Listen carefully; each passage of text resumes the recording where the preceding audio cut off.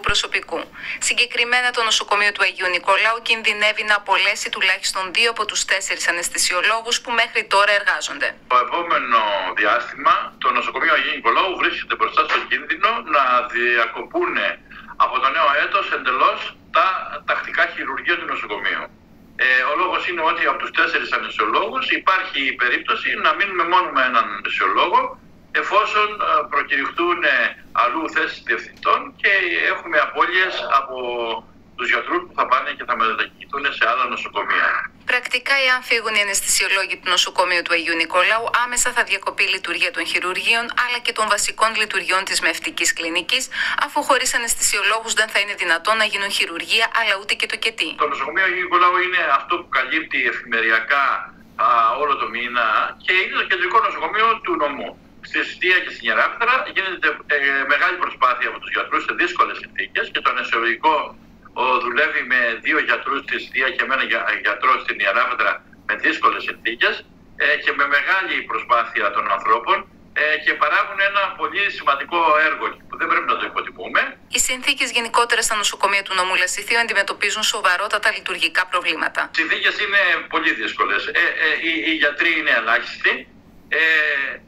Είναι ένας παθολόγος στο νοσοκομείο Ιεράπετρας. Στην Συντία ουσιαστικά έχει μείνει ένας παθολόγος. Ακτινολόγοι είναι ένας στην Ιεράπετρα, ένας στη Συντία και προς το παρόν 2 στον Άγιο Νικολάου. Την ίδια ώρα σοβαρά προβλήματα αντιμετωπίζει και το νοσοκομείο του Ρεθύμνου, ιδιαίτερα στην παθολογική κλινική του. Μάλιστα, στο συγκεκριμένο νοσοκομείο έχει σημειωθεί μεγάλος αριθμός παραιτήσεων ειδικευόμενων και αγροτικών γιατρών. Το υπαριθμόν ένα πρόβλημα η παθολογική κλινική, η οποία ουσιαστικά υπολειτουργεί, δυσλειτουργεί, διότι με έναν μόνιμο γιατρό ουσιαστικά αυτή τη στιγμή επιχειρείται η λειτουργία της, ο οποίος υποστηρίζεται από έναν συνάδελφο που είναι με μπλοκάκι και από συνάδελφους που μετακινούνται. Κάτω από αυτές τις συνθήκες η κλινική λειτουργεί οριακά. Αυτό έχει επίπτωση σε όλο το νοσοκομείο, διότι είναι βασική κλινική. Επίσης, το παθολογικό εξωτερικό ιατρείο δεν λειτουργεί εδώ και χρόνια.